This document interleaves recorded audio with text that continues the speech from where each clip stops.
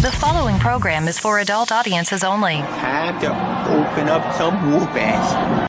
Ding, ding, ding, let's stop the clock. HBW, yeah, we're bumping chops.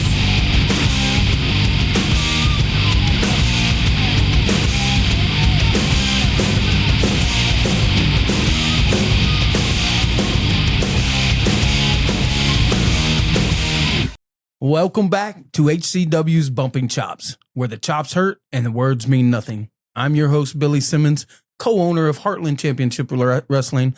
Alongside me, my good friend and co-host, Bobby Casey. What's up, everyone? Thanks again for joining us for another episode of Bumping Chops. Bumping Chops is proudly presented to you by the Chubby Buddy Studio. The Chubby Buddy Studio YouTube channel, make sure you hit that like and subscribe button, hit that notification bell. If you like listening to Bumping Chops, you can also listen to us on Spotify, iHeartRadio, Amazon Music, and everything but Apple. But Bumping Chops is also proudly presented to you by Mason Coley Creative. Mason Coley is, what would you say? How would you, I guess, define Mason Coley, what he's done for HCW? He brings so much more life to what you see in flyers and pictures that get released from our shows. Fantastic photographer, helps tell the stories that we're telling, and not afraid to get up by the ring and take some pictures, and did a good job at that also. Does a solid job with that camera. But he also, if you are looking for somebody in the Wichita area for a picture, I think it's Wichita or Derby. Is that right? I think it's Derby. So. But if you're looking for somebody to take pictures, whether that be family, make sure you reach out to Mason Coley Creative on Facebook. He's still working on his prices and stuff like that. But I will say this, that man will take 25 pounds off your body, like with the way he takes pictures. Yeah, he took some good ones of, I think, both of us that made us look a little slimmer. And that's always good. Yeah, always a good thing. So, and to get the latest information about HCW, follow us at HCW Live 23 on all social platforms. That is HCW Live 23. And on this episode, we're going to hit you with some Today in Wrestling history. We don't have a show to talk about other than the big show, the Kansas State Fair. Correct. I would say it's the second biggest show of HCW's history. Yeah, landing the Kansas State Fair has been something that been wanting to do and trying to do for a while. And now that we get the opportunity for it, we're all hands on deck. My whole team's busting their tails, getting things out. Shout out to the HCW team, all of us, like from top to bottom roster, everyone in the back, everyone in the background, like everyone busting their tail to get this thing out there. And we're going to do the damn thing. So I'm excited. It's impressive to see where the HCW name has gone, especially since I literally saw it from the idea and just hearing the word HCW. Well, what the hell's HCW? And that to where it's at now is pretty awesome to see in just 2 years. Yeah, and it's taken a lot of work, and it's not work that I can say, I done this. It's taken my whole team, and we add and we lose, and we add and we lose, but it's a team effort from top to bottom. But outside of the Today in Wrestling history, outside of the fair show, we have a very special guest that you've known for how long? I've known this man for as long as you've wrestled. Probably 15 to 17 years. Jesus. So I don't know who he could say is old, him or you, but. No, it was before that. It's been 20. Well, there you go. It's 100% been over 20 years. Well, why don't you introduce that man? So this man, longtime friend, fantastic individual, pillar of Kansas wrestling, the one and only Tommy Snow. Oh, what's up? What's up, brother? How are you? I'm doing good, man. Thanks for the introduction, man. That was nice. Hey, just trying to pass it forward. All the good stuff that you've brought to the world of professional wrestling, we can bring back to people listening. Right I would have done it, but I don't think I could have done you justice. So, so how you been, Tommy? How's life? It's retirement's a lot different, but it's going all right. We talked. You are now retired, both, right, from professional wrestling and from your shoot job too, correct? Yes. The the shoot job was involuntarily, but politics is politics, you know. And I did have my decision to retire from professional wrestling was when it's no secret, you know, my MS got bad, and if I can't safely body slam somebody, I'm just not going to do it. My ego's not so big. I'm just going to keep going and get somebody hurt. So that's why I made the decision, and it sucked. Don't get me wrong. It sucked. I cut my laces. Yeah. And, but I was given the opportunity. Well, y'all know Flex Reed. Nope. I've known Flex for years, and he said, no, you're not done. And he goes, and Flex's company, WWX, they needed a commissioner and offered me the opportunity of the job, and I took it. Wow. And it's fun to still be a part of I was part of the wrestling world for a long time. And it's one of those deals to where it's just, you know, it's like, just when you think you're out, it pulls you right back in. Right. It's impossible when it's in your blood, it's in your blood. Yeah, I don't disagree with that at all. And me and you kind of talked about that retirement deal. Me, you, Thunder. You know, this last weekend with WWX for their Hall of Fame show, which absolute fun show. The two kids that I worked, man, so talented. Oh yeah, there is so much young talent coming up through the ranks nowadays. It's kind of exciting to see. It's just, but a lot of them need a little guidance. I'll say that much. Yeah, just slowing down, man. Like that's one of the biggest, and that's something even way back when, you know, they were preaching to all of us, and you know. Oh sure, and that's and you know, yeah, it's great to have your own T-shirt and walk around and tell people you're a wrestler, but get your ass in the gym.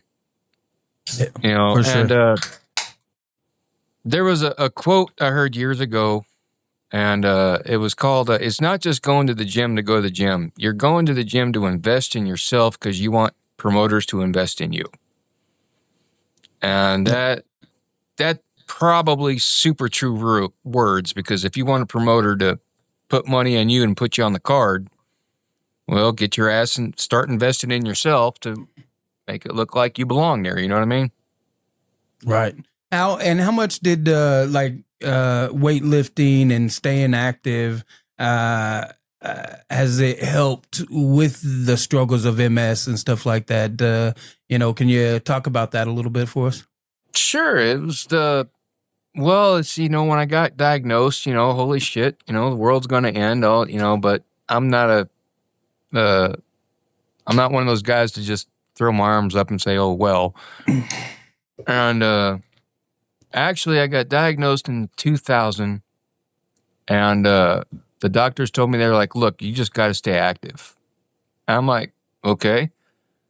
And then I got I was playing in bands at the time. I used to play the drums and all that stuff. And, I got to run music for a wrestling show.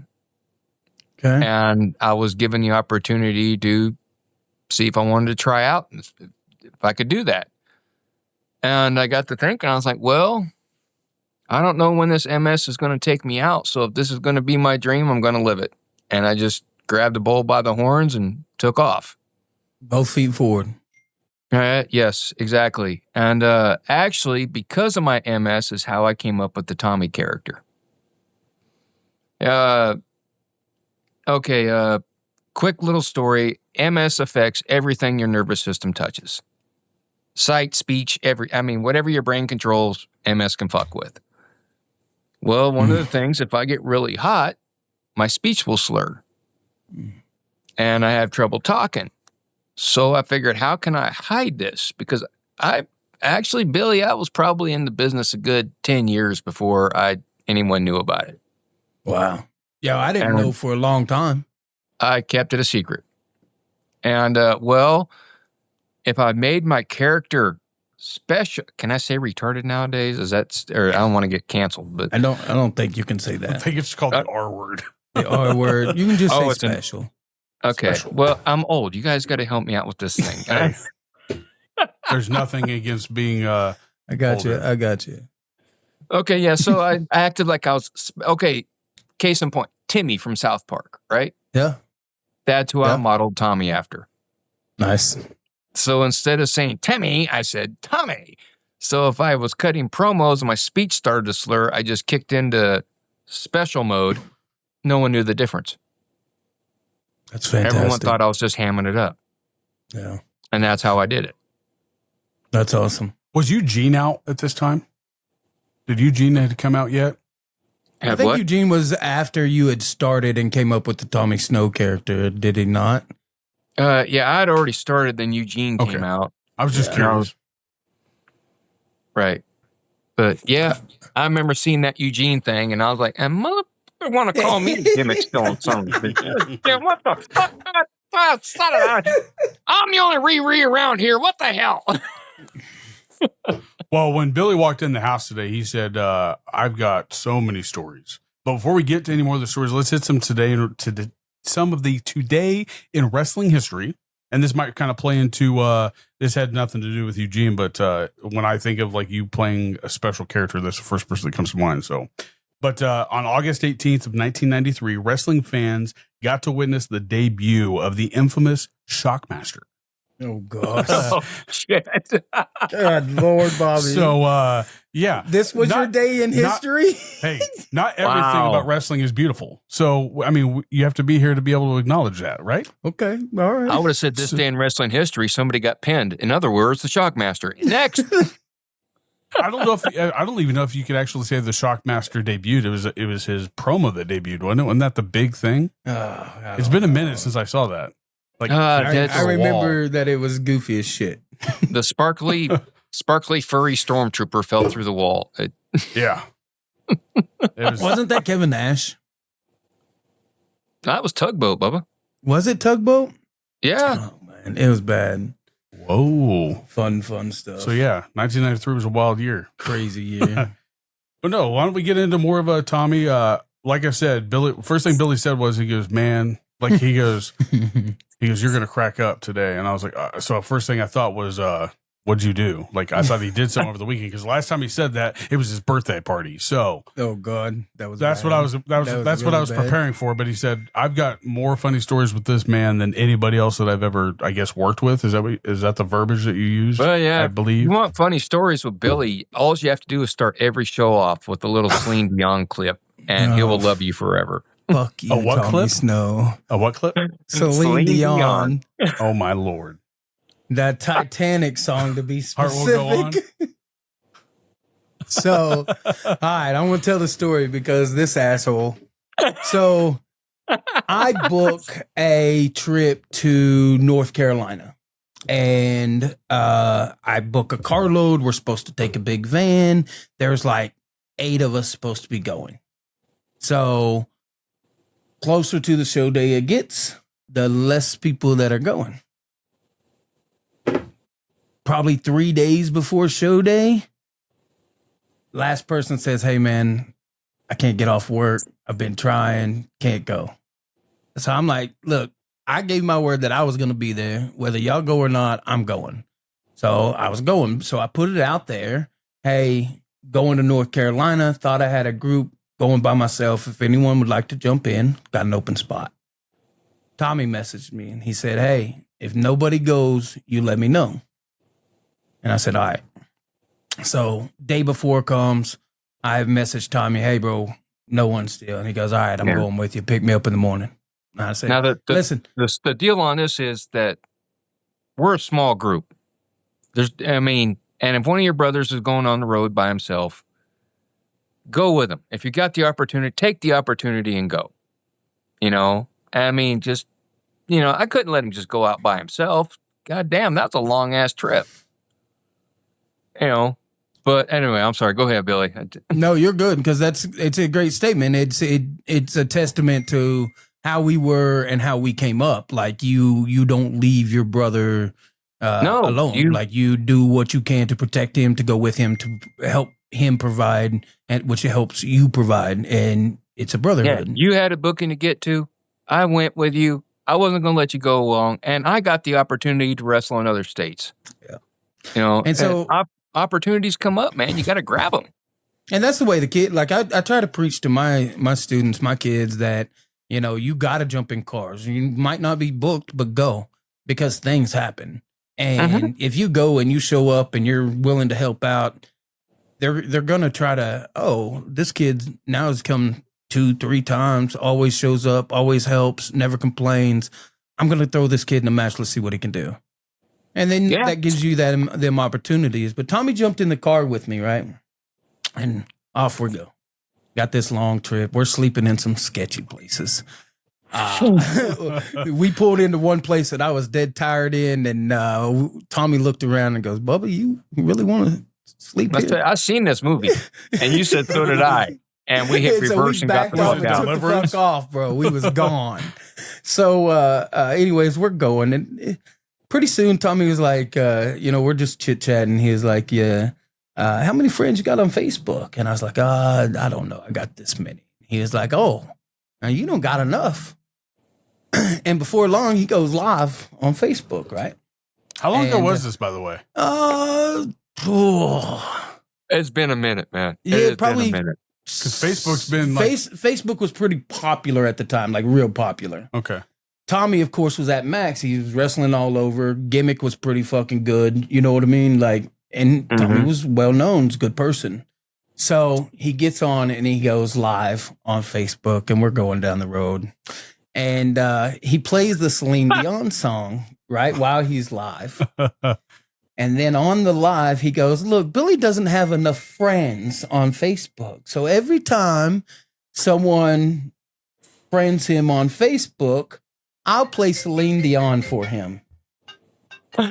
Now, and we stopped at a donut store, and Billy had his elbows on the counter trying to enjoy his fucking breakfast. And I took a picture and labeled it as the most depressed, sad human being on the face of the earth. And I'm like, this motherfucker might, he needs help. We need to help with mental health. I said, please send him out some friend requests so we can help Billy out. Let's help Billy. Pick him up. I mean, come on. This is so sad. I can't stand to see my brother like this. And next thing you know, you hear bing, bing, bing, bing. And every time we hear bing, Billy looks at me like this. You motherfucker. And he would play that damn song all fucking trip long. Every time. Ding. Is that a like? No, Tommy. Don't lie. Yes, it is. I know that sound. It hits the fucking button, you bitch. Very fun trip. God, we got to do what we worked a battle royal for one of the bigger. Yeah, AIWF. And then who was the first company? That's the one that Bob hooked us up with. I know they were a little bigger because they had a lot of the bigger names roll through them. As we were talking about this, Tommy, I'm getting dings left and right now from his damn phones. I said phones, plural, phones. This man has 2 phones and it's going off like crazy. Usually it rings, but this is ding, ding, ding, and I'm sure people can hear it in the background. So I think that this, I don't want to get copyright issues, but my heart will go on. Don't encourage this, Tommy Snow. That's not okay. No, it is not. If I start getting fucking, my heart will go on. It's bullshit. Every clip of something with him in it or a picture is gonna have that song in the background. As God is my witness, I'm gonna sneak to a goddamn one of your shows, and when you come out, I'm playing that for your song. I may be old and crippled, but goddamn it, I'm gonna have to talk to the sound guy. I'm gonna have to talk to the sound guy at this next week, this coming up show. Messed up. That's just one of the very fun stories I've done with Tommy, but that was a good rib that he got me very, very well on. So, when we first met, Billy, if you remember, with Mayette at Kansas. Nope. Yeah, I remember this real well. For you people that don't know, Billy Mayetta used to be a hell of a lot bigger than he is now. Nope. Billy's like half a Billy. Nope. And really strong too. My heart will. Oh, my bad. It's dinging still. Keep it going. And all you wrestling fans out there, if you're coming to see Billy wrestle at a show, please bring a tape or a recording and just hold up your phones and play that. Jay are gonna have fun with this. You know that, right? I know. And fucking, oh my God, it's so bad. It's so awesome. Well, Billy came up and he was like, it's like, hey, Tommy, we're working tonight. And I was like, all right, here's what we're going to do. I'm going to squeeze your tits. I'm going to bite your ass and we're going to take it home. And that's all I said. And I walked away. Have you ever seen someone just look so dumbfounded they didn't know what to say? First time wrestling in Kansas, because I did most of my start in Texas. First time wrestling in Kansas versus Tommy Snow. 100%. Funny enough, I was established in Texas at that time. So 100%, this is what this dude tells me. I'm going to squeeze your boobs. I'm going to bite your ass. We're going to take you home. And I'm like, the fuck? So I go over to one of the other guys that I know, and I sit down, and I'm like, hey, fucking dude said this is what we're doing. He goes, oh, yeah, that's what's happening. The fuck you mean that's what's happening? Like, huh? I mean, didn't you go up to Thunder or Donovan, and you were like, I think it was Thunder. It might have been Donovan. And bite my butt, and they're like, yeah, that's it. If you said it's going to happen, because Donovan brought me in. Donovan's who let me cut my teeth in Kansas. Okay. So, but yeah, I said, this dude said, like, this is what he's gonna do. Like, is he just fucking ribbing me? And like, oh no, that's what's happening. And I'm like, whatever. This is a fucking rib. We go out, we're doing the match, fun match. But I'll be damned if he didn't fucking twist my nipples, bite my ass, and then fucking we took it home. And and a crowd went absolutely crazy. And I went to the back and went, well, that was fucking easy. And he goes, I told you we were going to do that. And I went, yeah, surprised the shit out of me. Oh, wow. And I'm big. Like, I was big, like, Just, remember the t-shirts? Stay calm. It was just, hey, stay calm. Let Tommy handle it. It'll be fine. Yeah, that's it. That's fucking it. Was this before or after the Domino's issue? This was well after, obviously. Oh, yeah. Okay. Because Domino's was way... Because I have seen Billy dumbfounded, and that was probably, like, the only time I've ever seen, like, him, like, not have a soul in his body. I was like, what is going on here? So, yeah. But, yeah, that was... And that's for not on the podcast. Oh, fun times. But well, why don't we get into more personal you? For people who don't know anything about you, I mean, I do research on as many people as I can. It's hard to find some research on some people just because, I mean, independent. I think wrestling is for wrestling fans and wrestlers. I think that's the niche itself. When I started wrestling, we didn't even have MySpace yet. Holy crap. I remember when that started, and some of the guys came up and they're like, hey, there's this gimmick called MySpace, and it'll help promote you. And back then, everyone was calling a Vista stock and buying them goddamn business cards. You got like 1,000 Vista print, yeah. Mm-hmm. Yes. I think I might still have someone's store somewhere. But yeah, that's how you did it. And when you went to a show, if you're a promoter, man, you handed them some bitches out. You hoard yourself out. It's just how you got work. Tapes. And then that MySpace thing started, and that got pretty big. And then someone said, moving forward, then it kind of went on to the whole Facebook thing. And Twitter wasn't around yet. And it just, social media kind of, I like the fact that you can use it and get your name out there, and I'm not trying to be like an asshole, but... Oh, you can be an asshole. I hate social media. I think it's made people lazy. Okay. I think people have just gotten lazy. They're like, well, I put that picture on Facebook and everybody saw it. It's like, man, less than 3% people look at your shit on Facebook, okay? Get off your ass, do the drives, and get out there on the road. That's it. Because people are going to remember you if you're physically in front of them instead of a goddamn computer screen. Yep.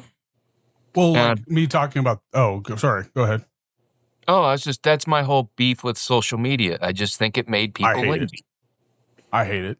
It's almost like having that very clingy girlfriend that needs your attention all the time. Mm-hmm. I see where y'all are coming from in it, but to me, it feels like it's helped. So, I came up around the same time. When'd you start, Tommy? Me and Jesus were in carpenter class. Yeah, I figured it was a long time ago because I thought I started around 01, but I think it was 02. Looking at a buddy's that started around the same times thing. He said August of '02, so probably August of '02 because I know we started together. So I've been around since then, and I know you started before then, right? Yes, and the social media gimmick. I mean, yes, it does get you seen, but it is a hell of a lot easier to use social media than mailing off VCR tapes. That's what I was getting at. Like when we started, was a motherfucker, you know, we because you sent sent that tapes tape out. off. Oh yeah, I sent lots of tapes out. Did I ever get I one remember. back? Zero. No. Yeah, I remember you used to have like a whole like corner of your bedroom with like just stacks of tapes, whether that be matches of you or just matches of or videos of whole shows. Nope. But Well, I hope there were matches if you were in his bedroom looking at tapes. I'm just saying. I'm not going to get him flabbergasted again. His heart will go on. It's okay. Oh my god. Oh man, I'm gonna love the sign. I'm gonna love the signs rib. at the shows after this Saturday. It's gonna be the biggest rib going for now on, man. thanks to you, Tommy. I love you, brother. Dick. But like I was saying, if people don't know who you are, I highly suggest reading this article that I found about you. It's I think it's Fox News. Is that right? Yes, they went on the road with me for a show. It was Fox News. And I mean, I think that was the best bit of information about, I think, a wrestler that I think I've seen that I've done any research on. Like, I don't think he wrote that from his perspective by itself. I think it was 90% you writing it for yourself. Like, I think that's what he did with it. And that's just I mean, I don't know anything about you, but I think I learned more about your shoot job than I know about what Billy does right now. So, I mean, for that article to do what it did, like, but there's several things in there that stuck out about you as a human being that, like, I think that people need to, like, not just wrestlers, but I think people specifically, is that you had a quote in there about that you didn't need to have somebody or have a type of person like Vince McMahon to tell you that you made it or I guess accomplished your goal as a professional wrestler. I didn't need his initials by my name to make me feel like I accomplished something. And I think more wrestlers either need to hear that, or more just people in general need to hear that. Mm-hmm. And it's, you know, with wrestling, you learn so much, but it's like your life experience is not actually in your match. Your life experience is the drives. That's where you learn so much. That's where, and now granted, that's where bad things happen, but that's where you learn to overcome. And that's where you that's where you learn to be resilient. And that's where you learn to, you know, to make things happen. And that's why we're here like today. One like time we're talking, telling stories. And like one time, we were on a road trip to Texas for I knew it was coming. Yeah, you goddamn know it was coming. Now, God rest his soul. I love the guy to death and missed him dearly, but Bubba Sutton, Billy decides I'm gonna let Bubba drive. I'm like, okay, and that throw my old ass in front so I can see the horrific events in front. And you know, we'd go flying up behind the car, and he'd hit the brakes, and I'm like, God damn, man, how you keep from burning up on re-entry? And, you know, but Bubba's, his comeback was always, but did you die? Every time. Every time. But did you die? Motherfucker. Oh, Is this on the way to Amarillo show? Oh, yeah. Yes. Man. But no, I think that your article by itself, I think it stood out for several things. One, I've never seen a independent wrestler have an article like that, but I also have only done research on however many guests that we've had on here that obviously that I didn't know. So I think you and Bob Evans were the two people that I didn't know anything about really, and then Billy's the one that kind of, I mean, having this is how I got to know you guys. So when you go in and you read stuff, like I feel like I think you're more of the person that like Bob is like Yoda, I think. And then reading this, I was like, man, like I think these guys are like, I mean, Bob's got what, probably 10, 15 years on you in wrestling. Mm-hmm. So, yes, I mean, he's Yoda and I'm Obi-Wan, right? We'll go with that. I mean, if you're cool with it, but like, sure. It's weird how like, I mean, you've got, like I said, you had several quotes in there that I think could be used across all walks of life, not just wrestling, but just life. And I think that when you were talking about like your MS of why you do it and other wrestlers, like we've had Remington on here and we've talked about hardcore wrestling, like why he does it. Like, I don't think that everybody's given an answer that has fit something like yours, because yours is almost like poetic. It's like, like the reason why you do it. It's poetic and very much personal to you. It has nothing to do with wrestling at all. It's bigger than wrestling. Mm-hmm. Yeah, Did it was an accomplishment, you know. But MS, like that by itself, I think is like, I mean, that's 100% you grabbed that by the horns and went with it. Proved everybody wrong. Yeah, Grabbed that thing by the balls. Oh, we aren't playing that song for that. That's right. Just like Tommy likes. What was that interview like, by the way, with that guy following you around? Is that the same house that you're living in? No, I was living in an area called Highland Park at the time. Oh, okay. And my shoot job was I was a maintenance man at the courthouse. And we had talks on the phone, and he said, "Hey, I'm going to come up. I'm going to meet you. I want to interview some people at the courthouse." I'm like, "Yeah, sure, no problem." Well, I'd never met a news reporter before, other than the ones that are like running in and out of the courtroom all the time. Now, those guys always had this shirt and ties and all that stuff. So here I'm standing outside waiting for Clark Kent, you know? And then up comes fucking Jim Morrison wearing a Led Zeppelin t-shirt. I'm like, he goes, "Hey, I'm Tully." I'm like, "We're going to get along just fine." And We're the perfect shirt for you.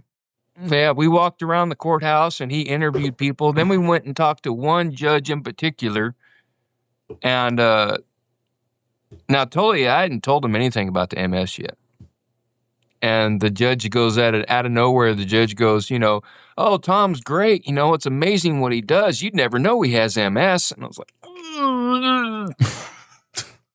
and apparently the look on my face said everything, because he just looked at me and goes, "Did I just let the cat out of the bag?" I said, "Yeah, I guess we got some shit to talk about." Oh, so that's how the MS, like, I guess, got out into the public for wrestling? Pretty much, yeah. Oh, wow. Okay. They didn't mention that. Yeah, it just, out it came. There it was. So it's, well, okay, let's do it. And at that point, I think I'd established myself to where MS was not an issue and I could still do the job. I could still do everything I did and, you know, and all of that. And, but it was fun. And, we went to Larned, Kansas and, had a match down there. And it was a fun trip, because he just hopped in the car and we took off like just a normal road trip. And then, you know, everyone, okay, if you're driving in the Midwest, especially that time of year, what are you going to smell? Skunks and roadkill, right? Yeah. We drive by probably the biggest ass blast thing of skunk juice that I've ever smelled. And I noticed that he kind of turned his head. I'm like, "Man, will you hide your stash better? Because it's stinking up the car." Oh, wow. And he was just kind of, "Oh, what? It's all right, man." How'd you know? Sharon is Karen. Fuck, you know. Oh shit! But no, we had a good laugh about it and all that stuff. But it was a good trip, you know. And he got to see. I guess I forget, because to me, indie wrestling, it's just life. Right. It's another day in the office. Yeah. And I forget, when you bring in an outsider into it, the shock value. Correct. Because you ever heard the term, "I can say that to my brother, but nobody else can"? Yeah. Okay. Yeah. Indie wrestling, that's very, very popular, or yes, that goes along. Facts. There was another wrestler, God rest his soul, his name was Derek. He was part of the Midwest Marbles. He was such a great human being. Agree. And me and Tully are walking up, and Derek's sitting there pulling his back out. And I said, "Hey, jackass, what's happening?" And he's like, "All right, you got 5 minutes before you can go any further than that." And I said, 5 minutes? He goes, "Yep, 5 minutes." I said, "But you're wearing my shirt." He goes, "All right, 4. And I said, "Fine." And then Tully kind of looks, and Derek goes, "Well, that's the rule. You can't say the N-word before 5 minutes." Oh no! Oh. But Derek said the N-word. Oh wow! And just threw it out. And Tully was like, and I was like, "We're family. We do that. It's okay." Derek was such a good dude. Such a good. He was. And throughout the interview, you might hear us talk about we'll say God rest his soul, because sad fact of the matter of, we lose a couple guys every year. Yeah, that's true.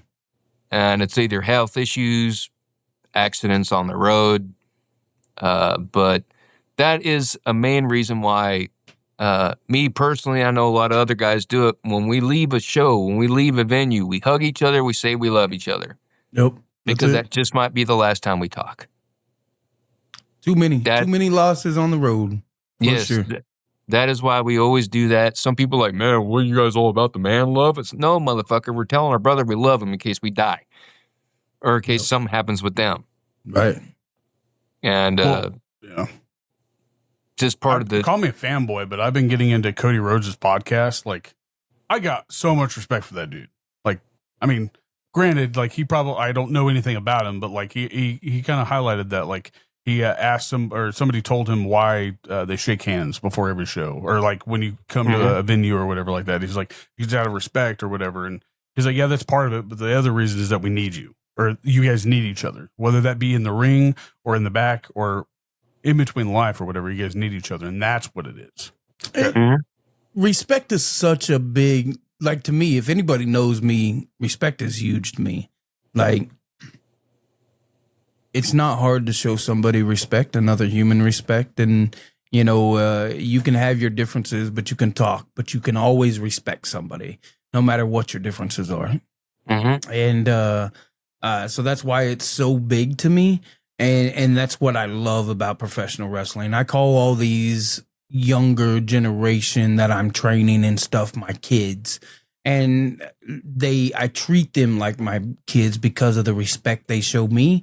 And they carry my name, because if they go other places and they say, hey, I was trained by Billy Simmons, immediately they're either going to, you know, that puts my name out there even more. And a lot of people know, okay, we know the fundamentals are at least going to be really fucking solid if they were trained by Billy. And that's what I look at. Like, Tommy's done a handful of training himself. He used to go to KCXW. I think his snow days are legendary up at KCXW. Tell us a little bit about that, Tommy. Okay, well, first let me give you a little backstory on the snow days. Okay, for about 12 years, I coached amateur wrestling, kids wrestling. Took a lot of kids to state. You know, I really, really love the purity of the sport. I had kids from 6 to 16. And it was always great when, you know, beginning of the season, the kid can't tie his shoes. By the end of the season, they're getting gold medals. But, you know, it was work. Wrestling's not easy. If it was easy, everybody would do it. Facts.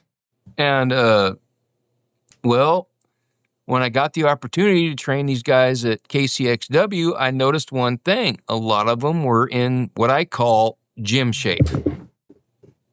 You know, they can sit there and they might be able to bench press 300 pounds and flex and look like Tony Atlas, run around the block. They couldn't do that. So I put them through the same, and actually it was nothing really brutal. Well, in my opinion, it was nothing really. Well, it was the same workout that I put the wrestling team through. It's just, these guys were just, they had never really been forced or had to do a true cardio workout. Right. And when you do that true cardio workout, first you're going to get a pain here, and it's going to grow. And then it's going to be like the movie Aliens and come out and be like, you're going to die. And, you know, and granted, it was kind of funny, you know. It's like one of the jokes I still have with the young man, Drasic. You know, he used to love it because he would be like, yeah, Tommy'd be there, be like, what'd you fuckers have for lunch? I'll see it in a minute. And then it would take off running. And I always did put trash cans in the corners of the deal. And it was, well, see, here's the thing is you can do moves all day long. But if you lock up, do a headlock, and you're blown up, what are you going to... One, the whole match took a dump. Two, whoever you're in that ring with, if you use somebody's name to get in that ring, you made them look like shit. And so, yeah, I really put them through the paces on the cardio just to make sure that they had air, that they could move, that they could do stuff. And to this day, I'm very proud of that whole group of kids that did the snow days. I never got a complaint on one of them.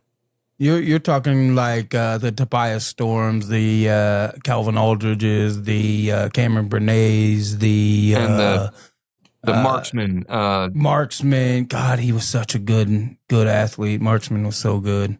Oh, yeah. I wish he would have got out there more. You know, I knew he had some restrictions, but man, if he could have just got on the road a little bit, that kid was good. Was that? Did you like ever kind of like? I think that this might be why you didn't want to tell people you had MS. Is like the people that would complain. It's like, man, my back hurts. It's like, have you ever seen Bad News Bears? The updated version with Billy Bob Thornton. He goes, I got a paper cut on my finger. He's like, well, I'm in a goddamn wheelchair.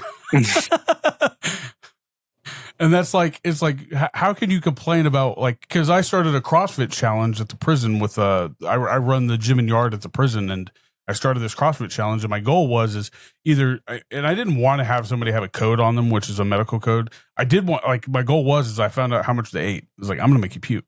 And that's how I designed the workouts. I was like, I knew how much they ate. So I made the workouts probably the hardest thing they ever did, but they all finished the workout, and that was the difference. So, but like, I couldn't imagine like having somebody in your class going, man, my ankle hurts. It's like, okay, well, my whole body hurts, bud.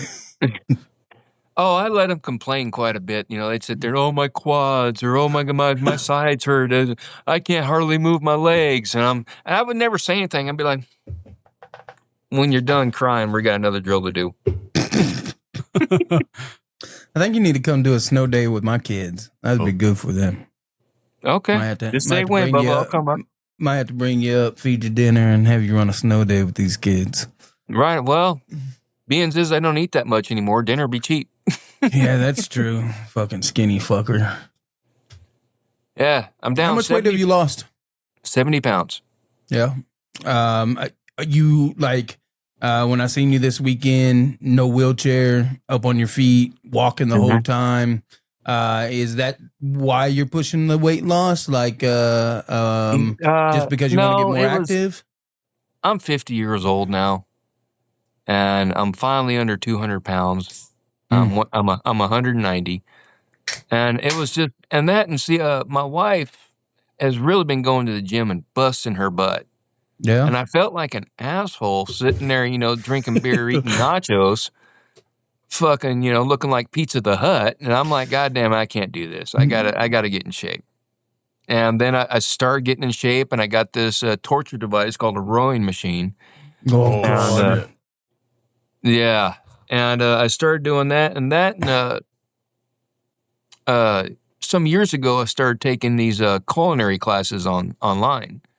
Okay. And I learned about nutrition and stuff like that, and that really helped a lot. When you come more aware of what you're eating, it helps you out so much, and then the weight will just melt off. Are you still doing all the barbecuing and stuff like that? Oh, of course. Okay, I didn't think that changed. So you've been able to take some of what you studied and what you learned, add it to what you already love, which was barbecue and stuff like that, and make it healthy habits. Yes. Okay. Because with the barbecue stuff, basically it's, you have your protein, you're going to cook it low and slow. Now, it's what you do with it during that process is what's going to slam your calories in there. And now you can add the sweet and the smoky and the spice without adding all the calories. Instead of using that, crappy white sugar, use honey. Like honey. Real sugar. Yes, real stuff that's not full of chemicals and stuff like that. And I became real carb conscious and stuff like that. But but really just old school diet and exercise is how I lost it. And, so how's your body feeling now? Huh? How's that body feeling now? Well, about the same. MS doesn't care how much you weigh. I mean, I have good days. I have bad days, Understandable. Some days I get out of bed, it sounds like bubble paper. Other days it doesn't, And, but, it's just you got to keep going, man. You have to keep going. And that's when it always cracked me up when people are like, I'm tired, I want to quit. I just kind of want to kick them in the balls. I'm like, you don't know how fucking lucky you are. Right. You know what I mean? For sure. So I got another real funny story for us. So we were wrestling. It was A-Bet biker rally. A-Bait biker rally out at this lake. SpongeBob SquareHead. big a show. And when we get there, JC Thunder is running the card. He's running the show, and he's kind of putting things together. And he ends up putting me and Tommy together. And the first thing he says when we walk into this show is, hey, you know, if you haven't ever worked here, we're at a biker rally. Don't do nothing stupid. Piss bikers off. We're not going to win. Like, if shit hits the fan, we lose in this situation. Everyone's like, all right, gotcha. So I'm working Tommy. And this is after I've put the mask on. So I got the mask on. Oh, and we lost him. We'll get him back. I keep going. We do different things. We set this stuff up. So in the match, he demasked me. And I come out with a manager, and she's wearing this top that has spikes and stuff on the breast and stuff like that. So in the match, we're working. Tommy pulls the mask off, and he slams my head into this chick's spiked bra, and he just rubs my head into it. And of course, I get blood, get color. And Tommy says I'm SpongeBob SquareHead because he said the blood started running out, and then it was like what are those little, like the dish squeegees things, like you wash dishes with, sponge. So it was like a sponge. It just kind of soaked back up into my head, and like all the blood kind of rolled up. But we're in this match. We do some stuff, and there's one biker, and he is just talking shit. Like the whole match, he's just running his mouth about those punches are fake, toughen up, pussies, doing all this stuff. And me and Tommy are having a pretty fun little match. So we're outside. Tommy hits me with the cookie sheet. I kind of fall down. We're doing some things, and I see this dude crack a beer, a brand new beer. As we work up, I hit Tommy with a stiff one. I tell him go to the ring. Tommy starts working to the ring. I turn and I grab this fucking beer from this biker, and I just chug this fucking thing. And I take it and I stuck the fucking beer in the dude's chest. I turn around and I start headed back. Luckily, because of past experiences, they were cans and not bottles. This fucking can goes flying past my head. And I slide into the ring. As I slide into the ring with Tommy, this biker comes sliding in the ring over the top. As he does, our referee was on it. This motherfucking ref, their job. Right. He snatches this motherfucker up, pulls him to the side. They're taking him. They're getting in out of the fucking ring and stuff. Me and Tommy finish the match. Da-da-da-da-da. So we get to the back, and Thunder goes, the fuck, Billy? Like, I thought I told you, like, don't start shit with the whole fucking biker club. How many people were there? There was a lot. Yeah, The cool thing a lot. was, a lot. The cool thing what was, he's leaving out is, I hit him we were outside the ring, and Billy really wanted to get some color. I get get the mask off, I get the mask off, and I start lighting him up with that goddamn cookie sheet. And I'll be damned if his freaking DNA didn't break the laws of physics. And I see the red start to run down. I'm like, oh yeah. And I get excited. So I just kind of rear back and go, boom. Because you want that stuff to go, you want it to get going. To pop. Now, and that's part of hardcore. Sometimes it's called a potato. Are you familiar with that? Yeah. Okay. You got to take a potato, it's just the nature of the beast. Get the blood running. Yeah. This SpongeBob absorbent head, it starts to run out and then literally goes back up, and everything just sucks up in his little brillo head flat top there. And I'm just like dumbfounded, and I'm staring at his head going, how is that happening? And people are like, "You guys gonna wrestle?" I'm like, "Are you guys seeing this shit? Look." This is the same motherfucker. We getting a rest hold. And listen, so biker rallies are unique. Like you see nakedness everywhere. And it's not pretty nakedness. No, it's not. No, it's cottage cheese. So Or we're a doing Dillon sack hit with a ball peen hammer. I don't know. We're doing all this shit, biker rally. It's a fucking blast. But middle of the match, got Tommy and us a hold. We're kind of rest spot. Tommy looks over and he goes, "Billy, did you see that fucking roast beef over there?" Oh my God. The rest of this match, this motherfucker said nothing but fucking Arby's stuff. The whole fucking match. Every time we did something, he would say something. I would just be like, "God damn it, Tommy. Let's go, Billy. All right, clothesline. We got the meats. Here we go." Or horsey sauce. Horsey sauce, this motherfucker. Yeah. The cool thing about that biker dude, so afterwards, I like to drink beer.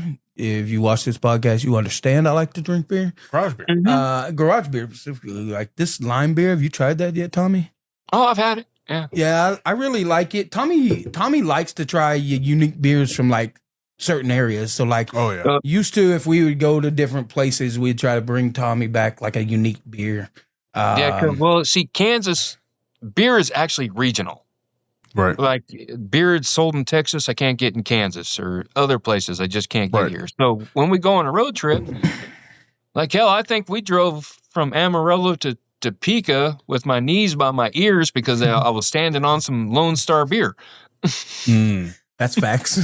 He wanted Lone Star beer. We had no room in the trunk. I had some Absolutely come back no room. from California. And Tommy's like, "Well, I'm not leaving my beer." So he put that motherfucker on him and he half-ass crisscrossed in the front seat trying to come back. Yeah. Take my shit seriously, goddammit. That's it. But a good beer is good every now and then. Mm-hmm. What's your favorite beer, Tommy? That you tried? An open one?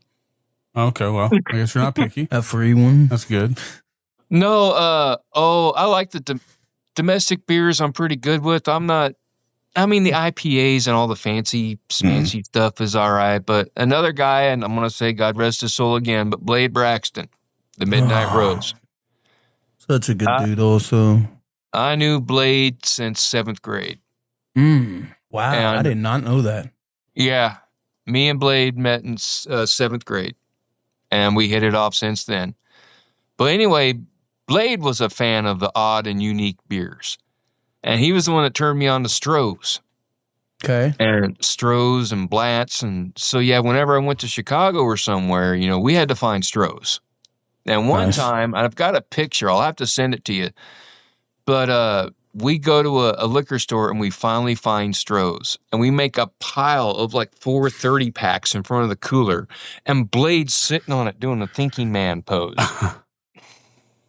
And then this little, the clerk was a Indian fella, and he comes like, "Look guys, you want I have a cart. I give you a cart. You have a cart because that's a lot of beer. You crazy guys, you take all the beer." I'm like, "Yeah, you're gonna buy all this goddamn beer. Yes, I want a cart. Of course I do. You got a sandwich too? You notice I'm fat, right?"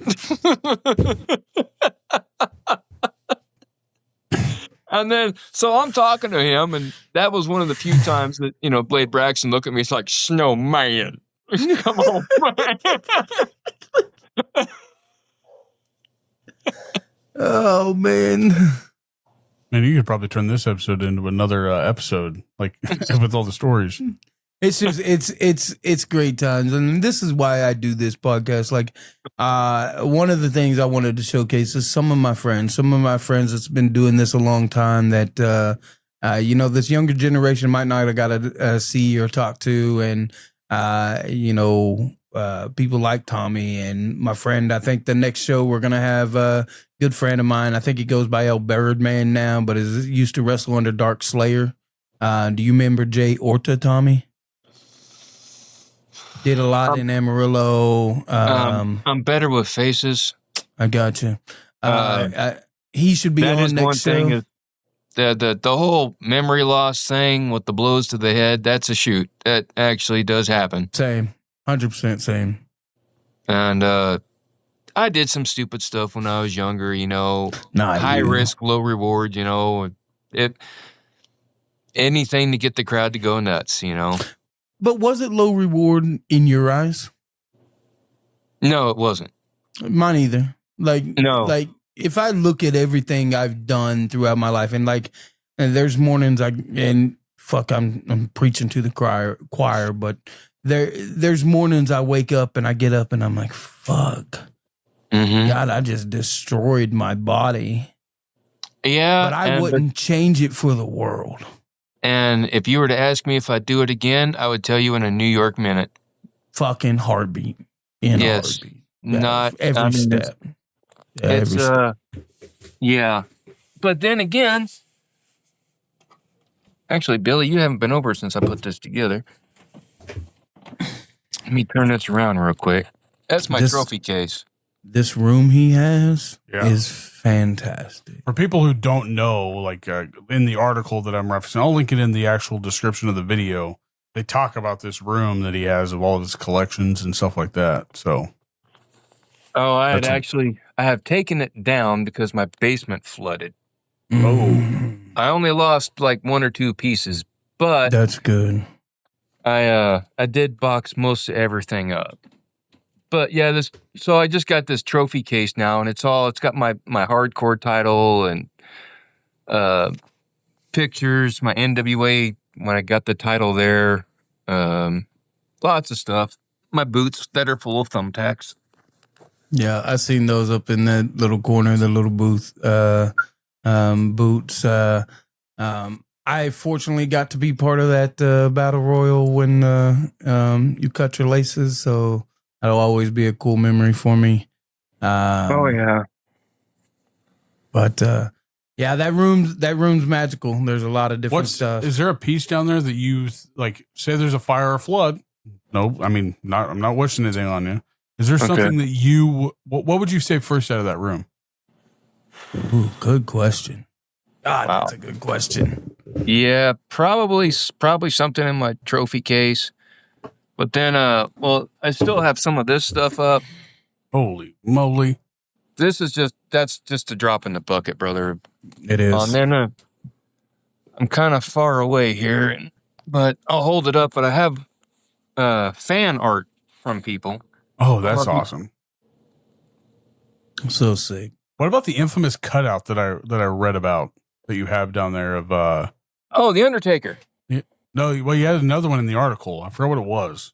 I'd have to pull up the article. There was somebody that he said that he almost got shot once. Yeah, that was the Undertaker. That was the Undertaker? One, right? Oh, in the article, I thought it said somebody else. Okay. That right there. Holy moly. That's gotcha. A life-size cutout of the Now, okay, quick story. I'm at work. One of the kids called, and they said, hey, the back door is broken. I go, what the hell do you mean the back door is broken? They're like, it's broken in half. And I'm like, don't go in the house. I'm on my way. So I call 911. I'm like, hey, my house got broke into. I'm on my way. I beat the cops there.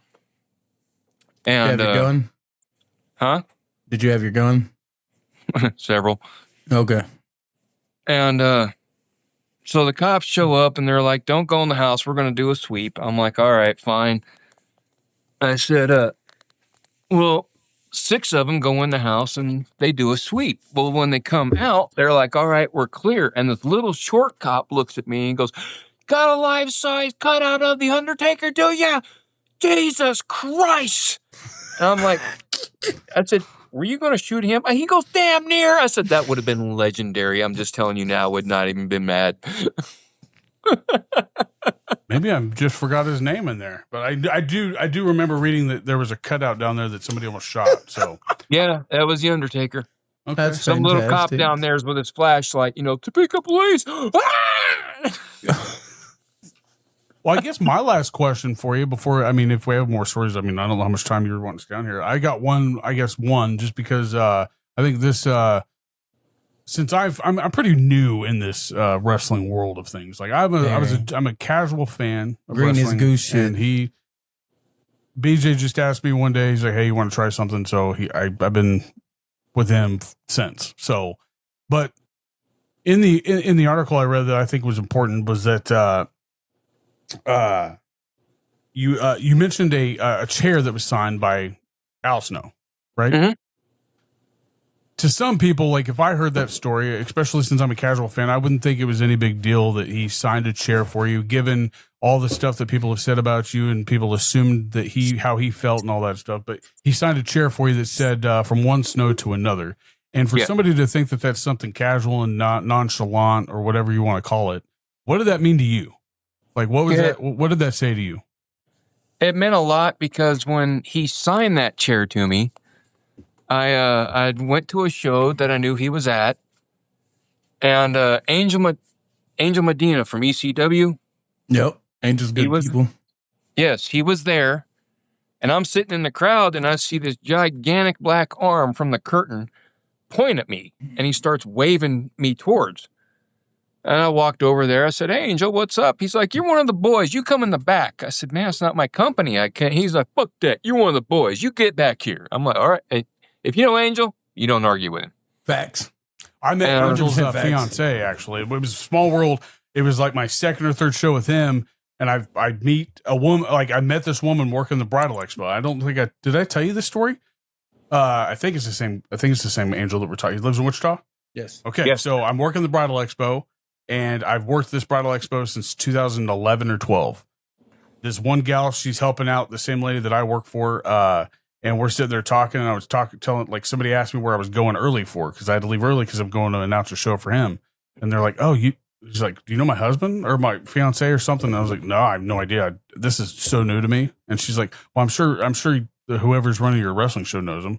And she's like, "Who is it?" And so I said, "Yeah, we're friends on Facebook." I was like, "Oh, okay." So then at the show, I actually brought it up to you, but you don't remember. And I said, "Hey, he just didn't want to reach out to you. He just didn't want to reach out to you because of the stuff that was going on with XWE and all that stuff." So yeah, I did. Oddly enough, I know who that is just because of a weird conversation that I had with somebody I worked with. Great person. Yeah.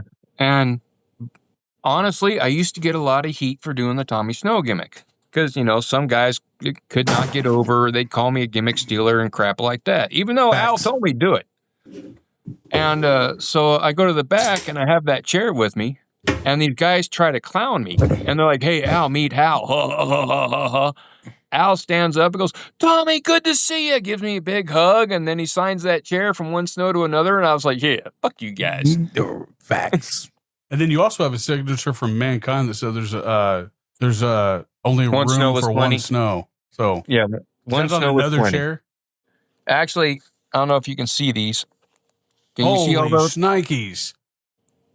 Those are all autographed chairs. They need to do an episode. What was that show that they had for the WWE where they go and find like memorabilia? It's wild. I forgot what it's called. Like, I do remember that. I remember. So the first time I walked down into that basement, like you could get lost. How jealous are you? Like a while down I there. used to just let guys go down the basement. I'm like, "Just come up when you're done." Yeah. Because, and some Yeah, of them 'cause you would can stay get down lost. there for like a few hours or so, just looking at Like stuff. if you really like enjoy kind of looking at history, that basement has so much of it. Yeah, I've got programs and autograph books from the 60s. Jesus. And just wrestling history. And I really think wrestling history needs to be preserved and actually taught so people know just about it, Tommy, it's something me and Flex Reed have been talking about a little bit, and we've kind of pitched it to a few people. Okay, I'm all good with midgets and root beer. What else?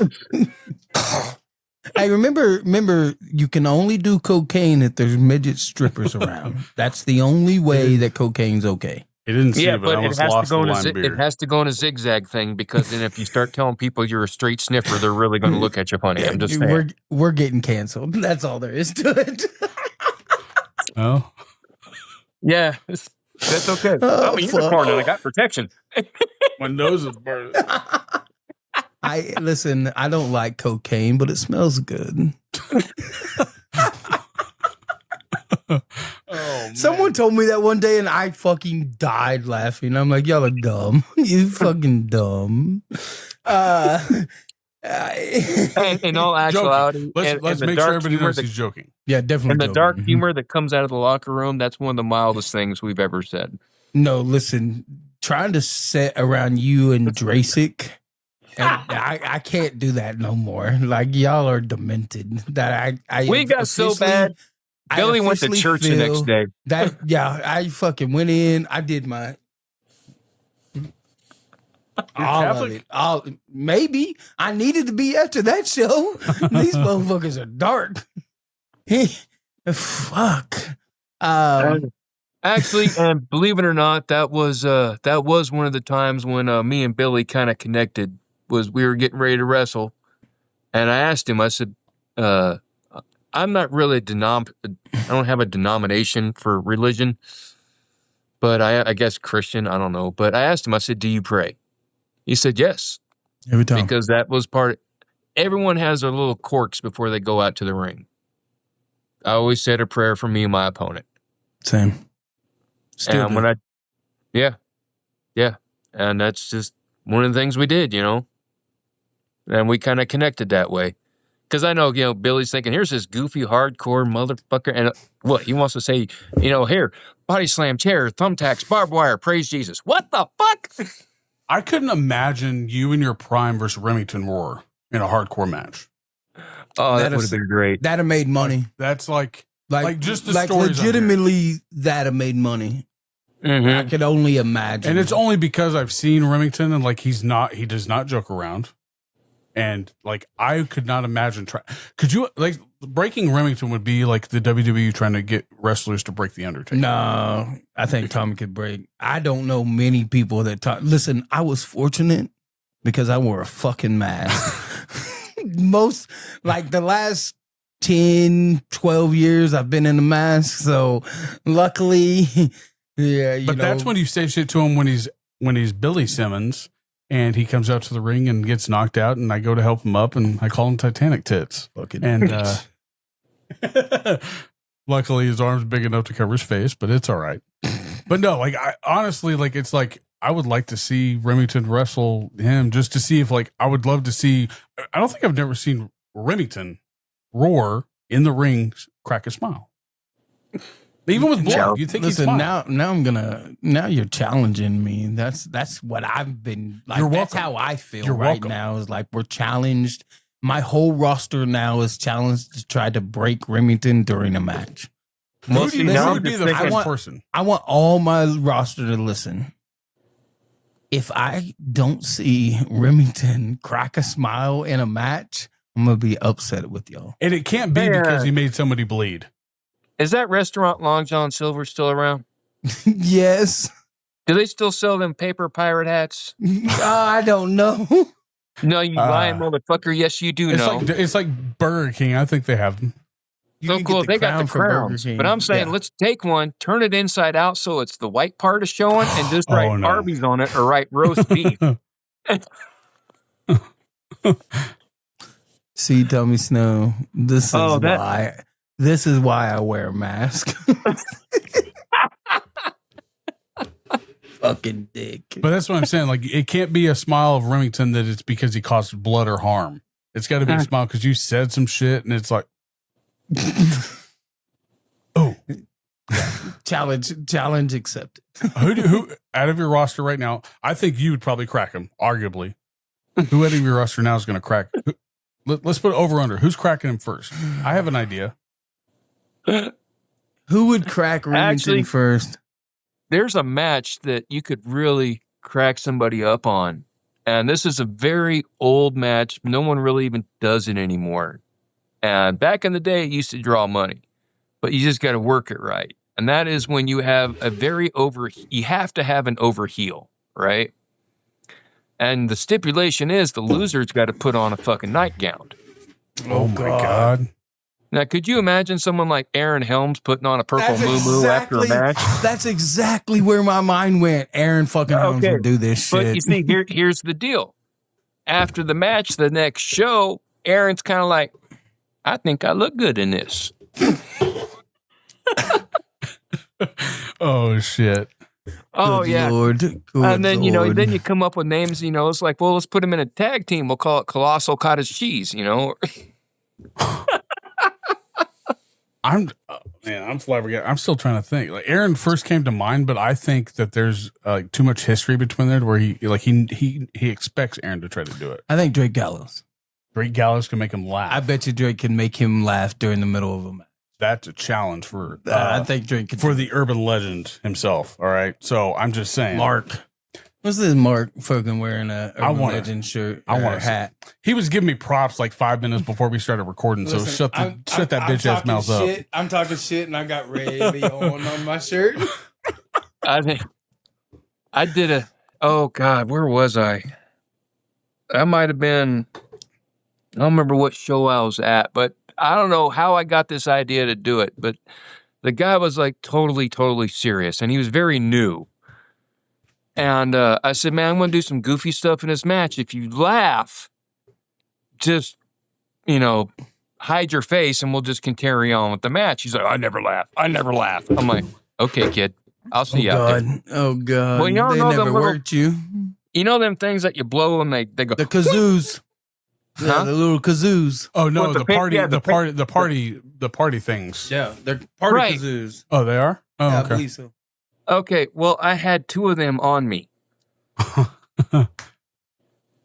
So we're in the match. I managed to go down on my stomach. I blow one up so it doesn't go down, and I put it around by my butt, and then I blow the other one so it makes it look like when I fart, the fucking damn thing is going. Oh, my goodness. And the dude just froze, and he's staring at my fucking ass with this fucking little party favor on it. And I'm like, man, if you stare any harder, you're going to have to ask me out, goddammit. And then he Good lost Lord. it. We had to take it home shortly after that. He was so fucked. He was like, God damn it, what the hell? I've never heard that before. I was like, I know. Could that's you what I did. imagine a wrestling match mic'd up? Oh, my God. That would be so bad. Like a mic'd up version. Yeah. That'd be dope. But hey, we're gonna plug this stuff real quick. All right, you ready, Bill? Okay. Yep, let's go. Anyways, so things coming up for us on Tuesday night, Verified, September 9th, Kansas State Fair, the Next Tech Grandstand. We bring Heartland Championship Wrestling to the Kansas State Fair. This hasn't been done since the early 90s. I and my whole team are so excited to bring this event to y'all. Get your tickets now. Get them early. Get them fast. Let's pack this place and see if we can move Heartland Championship Wrestling as a what is that word? Staple. That's Staple word. to the fair. A Yep. staple to the Kansas State Fair. And I will tag that link down Dang, below. Junior, spit it out. I was just trying to take out to you, Thomas. No. Whoa. And I'll tag the link to buy those tickets down below. The tickets are, just like a regular HCW show. The only downfall is that you do have to pay for entrance into the fair. But that day is I think a Dylan's Plus card. Yeah, type if you thing. come So- after 4:00, I think it's $4 to get in the gate. So, your tickets into the fair is early. But, buy the regular tickets. Come spend the day at the fair and then come spend the evening And with you guys us. are doing a special giveaway for that too. We right? are. So we're going to be doing a special giveaway. Our good friends, Jackie and Jay, have bought the VIP table seating, and we have 2 tickets that we're going to give away for that. I believe that's coming out on our Facebook pretty soon of how you qualify to get tickets for those. And listen, that experience sitting next to Jackie and Jay, who support us. Every ounce of their energy supports HCW, and we can't be more grateful for the fans that they are and the people that they are. So you're going to have a great time. You're going to get free appetizers. You're going to get a table seat. You're going to be right there, right by the action. So keep an eye on our Facebook and watch for that. And keep an eye on their new what they come up with after this episode, because I can't wait to see the cards that they put out the crowd for that. Part will go on. You're gonna have somebody dressed up like Celine Dion for sure. If Bobby, My bad. damn you, Tommy. Anyways, going forward, When you book so him like that and you mask him like this, it's all coming back to me now. Because it's late. October 25th, we have my good friend Bob Evans in house, and he is bringing along with him Kevin Kelly. Most of everybody that's involved with wrestling know who Kevin Kelly is, but it's the first time I get to meet him in person. I've had multiple conversations with the man. I'm excited to bring both of these in for a huge seminar. This is a opportunity for wrestlers to get better. That seminar is $75, and you can pay their day of. But let's get in. Let's pack this seminar and let's have a good time, because Bob and Kevin are going to treat you some stuff. For all you young guys out there, listen to what Billy just said. And this $75 is an investment in yourself, an investment in your career. You learn something, you keep going forward, you get better. This is a great opportunity. Take the goddamn seminar. For sure. I appreciate that, Tommy. Yeah. And then for all you that have not had professional training, I run the Bears Den training facility. It's not pretty, but neither is greatness is the tag. It's old school. It's in a barn. It's dirt floor. It's hot in the summer. It's cold in the winter, but we train like I trained. And I think that earns you some grit and some grind into, a business that is about that grit, that grind, that, push to be great. Mm-hmm. Well, Tommy, at this time, I think it was an honor to meet you. First, it was an honor to actually look you up and get to know you more before I actually got to talk to you. I mean, I think that article, like I said, did a pretty good job at kind of giving me an idea of who I was, except for the funny stories like that you can't prepare for. So nice. It's nice to be looked up without court paperwork in the background. Hey, that's awesome. You're lucky. Hey, you're lucky because I work at the prison, so I could have looked up your K number, which I don't believe you have. So right. But no, why don't you at this time plug your social medias, plug anything you're doing special, or anything where anybody can come and support you? Well, no, you guys can find me at Tommy Snow on Facebook. I'm on Instagram. What else do I got? Got a YouTube, the TikTok, YouTube, but I'm still learning that. My knowledge of technology is still candles and shadow puppets, so I'm working on that. But just shut up, Billy. You were there, but but no.